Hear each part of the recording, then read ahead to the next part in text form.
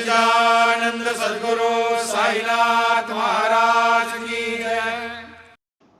ஓம் சாய்ராம். ஸ்ரீ சாய் சச்சரிதம் ஓவிகள் கருத்துரை அத்தியாயம் 32 குரு மகிமை வர்ணனை. ஸ்ரீ கணேசனை வணங்குகின்றேன். அறிவை அளிப்பவளான அன்னை ஸ்ரீ சரஸ்வதி தேவியை வணங்குகின்றேன். ஸ்ரீ குருதேவரை வணங்குகின்றேன். ஸ்ரீ குல தேவதையை வணங்குகின்றேன். ஸ்ரீ சீதா ராமச்சந்திரனை வணங்குகின்றேன். சத்குரு சாய்நாத் மகாராஜை வணங்குகின்றேன். இந்த அறிவை பெறுவதற்கு நேரடி கோட்பாட்டின் அடிப்படையிலே நிரூபிக்கப்பட்ட அறிவோ அல்லது தர்க்கத்தின் அடிப்படையிலே ஊகிக்கப்பட்ட அறிவோ போதுமானது அல்ல. ஒரு சத்குருவை தவிர வேறு யாரால் இவ்வளவு ஆழமான மற்றும் ஆழமான அறிவை உள்ளங்கையிலே அமலா நடனமாடுவது போல எளிதாக விளக்க முடியும்? வாழ்க்கையினுடைய 4 குறிக்கோள்களிலே தர்மம், அர்த்தம் மற்றும் காமம் ஆகியவற்றை அயராத மற்றும் மகத்தான கடின உழைப்பின் மூலம்தான் அடைய முடியும். ஆனால் 4வது குறிக்கோளான முக்தியை குருவின் அருளின்றி அடைய முடியாது. ஷீரடி ஈஸ்வர் சபையிலே ஜோதிடர்களும் பாபாவை வரவேற்று இளைஞர்கள் முதல் பெரியவர்கள் வரை அனைவரின் எதிர்காலத்தையும் கணித்து வருகின்றனர். விவசாயிகள், செல்வர்கள், மன்னர்கள், தலைவர்கள், துறவிகள், முக்தியை தேடுபவர்கள் என அனைத்து வகையான மக்களும் பாபாவின் அவைக்கு வருவது வழக்கம். மந்திரங்களை சொல்லி வழிபடுபவர்கள், துறவிகள், விரதம் இருப்பவர்கள், பயணிகள், புனித தலங்களிலே வசிப்பவர்கள், பாடகர்கள், நடனக் கலைஞர்கள் போன்றவர்கள் அனைவரும் ஷீரடியிலே தங்கள் குடும்பத்தினருடன் சாயி தரிசனம் செய்ய ஆர்வமாக இருந்தனர். அவர்கள் அனைவரும் பாபாவிடம் வருவது வழக்கம். முந்தைய ஜாதி அமைப்பிலே மகர் ஜாதி மக்களும் பாபாவுக்கு மரியாதை செலுத்த வந்தனர். ஸ்ரீ சாயி எங்கள் தாய் தந்தை மற்றும் தங்குமிடம் என்றும் அவர் மட்டுமே பிறப்பு மற்றும் இறப்பு சுழற்சியிலிருந்து நம்மை விடுவிப்பவர் என்று அவர்கள் நம்பினர். கழுத்திலே சிவலிங்கம் அணிந்து நெற்றியிலே புனித சாம்பலை பூசிக்கொண்டு வயல்களில் இருந்து தானம் பெற்ற ஜங்கமர்களும் ஸ்ரீ சாயினுடைய அவைக்கு வருவது வழக்கம். மகானுபாவர், பாம்பின் விஷம் இறக்குபவர், பசியுடன் கூடிய பொருள், பவானி மாதாவின் பெயரிலே சேமிக்க கேட்கும் சந்நியாசிகள், பெண் யோகிகள் அவர்கள் பாபாவின் மீது மிகுந்த அன்பு கொண்டிருந்தார்கள். அவர்கள் எப்போதும் அவர் முன் தோன்றுவார்கள். கோரக்நாத் பிரிவின் பிக்ஷு சந்நியாசிகள், கோசாயிகள், பகவத் பக்தியினுடைய கீர்த்தனைகளை பாடுபவர்கள், ஊர் ஊராக சுற்றும் பாடகன் போன்றோர் ஸ்ரீ சாயி சமர்த்தரின் அவைக்கு வந்து பாபாவுக்கு அன்புடன் மரியாதை செலுத்தினர். எல்லா நாட்டுப்புற கலைஞர்களும் பாபாவின் அவைக்கு செல்வார்கள். இந்த நாடோடிகளை பற்றி அதில் அவர் சரியாக நேரத்திலே குறிப்பிடப்பட்டுள்ளார். சாய் மகாராஜ் அருள் பெற்றவர்.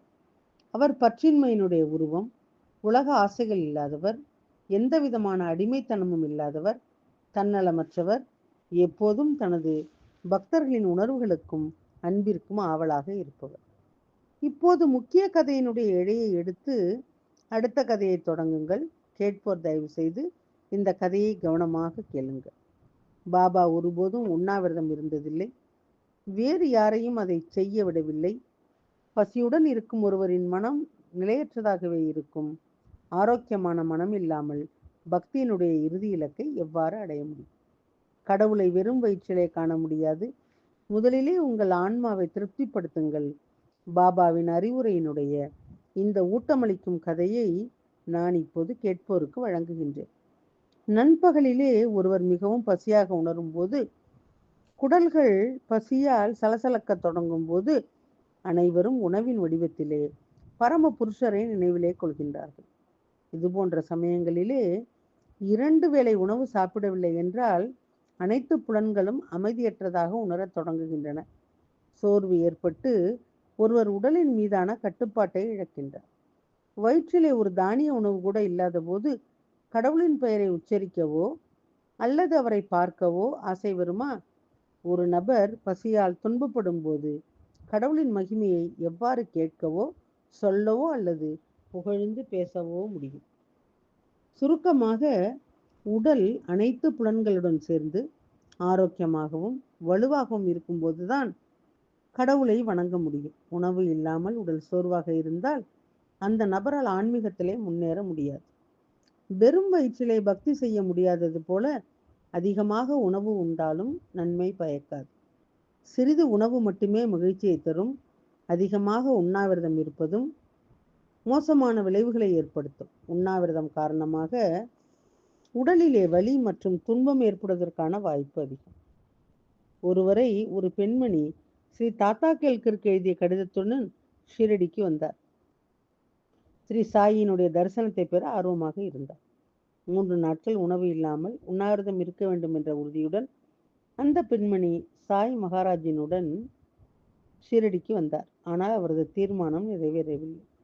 தர்மத்தின் பாதையை பின்பற்றும் போது உண்ணாவிரதத்திற்கு பதிலாக முதலிலே உணவு மற்றும் பானங்களை ஏற்பாடு செய்ய வேண்டும். ஆனால் இந்த பெண்ணினுடைய சிந்தனை பாபாவினுடைய இந்த போதனைக்கு முரணானது. கடவுளை தேடி பக்தி பாதையிலே செல்ல விரும்புபவர் முதலிலே ஒரு துண்டு பகரை சாப்பிட வேண்டும். மனதை திருப்திப்படுத்தாமல் கடவுளின் வடிவத்தை எவ்வாறு அடையாளம் காண முடியும்? பசியுள்ள கடவுளை சந்திப்பது சாத்தியமில்லை. உண்ணாவிரதம் போன்ற வேதனையான நடவடிக்கைகளை பாபா ஏற்றுக்கொள்ளவில்லை. இந்த பெண்மணியின் பசியை தணிக்கும் முடிவை பற்றி பாபா தனது உள் சக்தியின் மூலம் ஏற்கனவே அறிந்திருந்தார். இந்த பெண்மணி வருவதற்கு முன்பே பாபா இதை பற்றி ஸ்ரீ தாத்தா கேல்கரிடம் தெரிவித்திருந்தார். இந்த ஹோலி பண்டிகையிலே என்னுடைய குழந்தைகள் பசியோடு இருப்பார்களா? நான் எப்படி அவர்களை பசியோடு இருக்க விட முடியும்? பிறகு நான் எதற்காக இங்கே இருக்கின்றேன் என்றார் பாபா. அத்தியாயம் 32, குரு மகிமை வர்ணனை, ஓவிகள் மற்றும் கருத்துரை, 5ஆம் பாவம் அடுத்த தொடரிலே கேட்கலாம். சாயியை பணிவோம். சாந்தி நிலவட்டும். ஓம் சாய்ராம். श्री सच्चिदानंद सद्गुरु साईनाथ महाराज की जय।